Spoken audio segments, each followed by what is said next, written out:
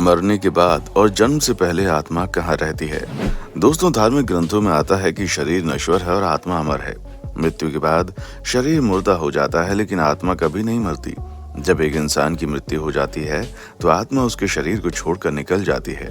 यानी मृत्यु शरीर की होती है, ना कि आत्मा की। तो जब किसी व्यक्ति की मृत्यु हो जाती है तो आखिर वो आत्मा कहाँ जाती है? कभी सोचा है आपने? चलिए आज के इस वीडियो में इसी पर बात करते हैं और आपको बताते हैं कि आखिर जब व्यक्ति की मृत्यु हो जाती है तो उसकी आत्मा कहाँ जाती है और नए शरीर के आत्मा के प्रवेश से पहले यानी जन्म से पहले आत्मा कहाँ रहती है। इन सभी का जवाब आपको इस वीडियो में मिल जाएगा। लेकिन उससे पहले आपसे रिक्वेस्ट है कि अगर आपने अब तक इस चैनल को सब्सक्राइब नहीं किया तो जल्दी से चैनल को सब्सक्राइब कर लें, साथ ही बेल आइकन दबाकर नोटिफिकेशन भी ऑन कर लें। दोस्तों, मृत्यु और आत्मा को लेकर अलग अलग धर्मों में अलग अलग व्याख्यान है। यहाँ हम अन्य धर्मों की बात न करते हुए सनातन धर्म की मान्यताओं तथा सनातन धर्म के धार्मिक ग्रंथों के आधार पर बात करेंगे कि एक व्यक्ति की मृत्यु के बाद आत्मा कहाँ जाती है और जन्म से पहले आत्मा कहाँ रहती है। सनातन धर्म में आत्मा को लेकर दो तरह की मान्यताएं हैं, एक वैदिक मान्यता तथा दूसरी पौराणिक मान्यता।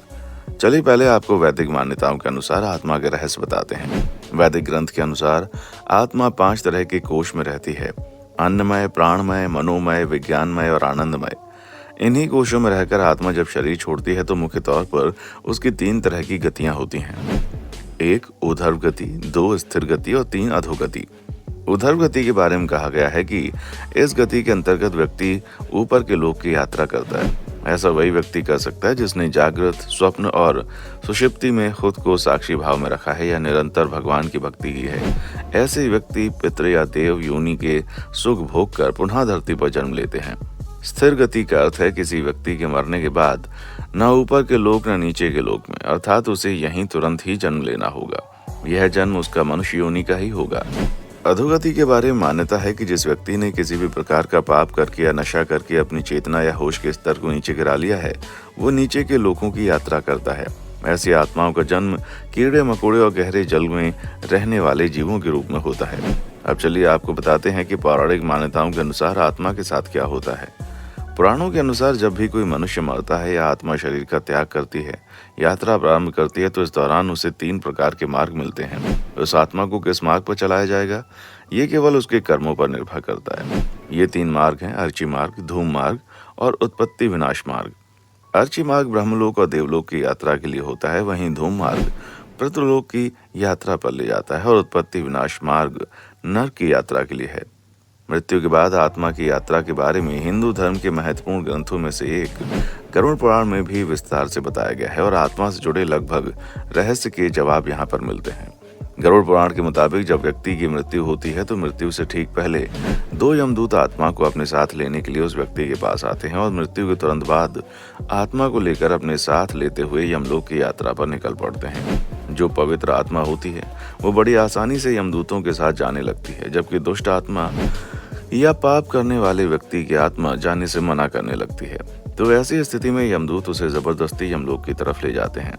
यमलोक में ले जाने के बाद आत्मा को यमराज के सामने प्रस्तुत किया जाता है और फिर आत्मा से उसके जीवन में किए गए पाप और पुण्य के बारे में पूछा जाता है और उसके कर्म के अनुसार वहां उसे फल मिलना शुरू होता है और यहीं से तय होता है कि आगे आत्मा के लिए कठिनाई होगी या फिर आसानी का मामला होगा।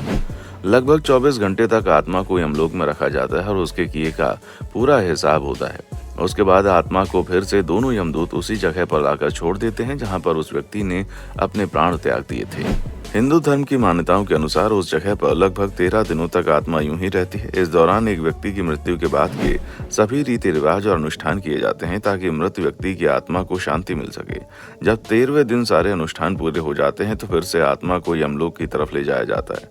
आत्मा को उसके कर्मों का फल अब इसी के बाद सही तरीके से मिलना शुरू होता है। जो आत्माएं बुरी होती हैं, यानी जिस व्यक्ति ने बहुत सारे पाप किए होते हैं, उसे सबसे पहले नरक का दर्शन कराया जाता है और उसे नरक में ले जाने से पहले बहुत सारी यातनाएं दी जाती हैं। इसी क्रम में आग और खून से बड़ी वैतरणी नदी से होकर भी गुजरना पड़ता है। जो आत्मा पवित्र होती है और जो व्यक्ति अपने जीवन में दान पुण्य करता है वो इस खतरनाक नदी को बड़ी आसानी से पार कर जाएगा, लेकिन बुरी आत्माएं इसमें बुरे तरीके से जलेंगी और यमदूत उसे बार बार इस नदी के आग में धकेलते रहेंगे।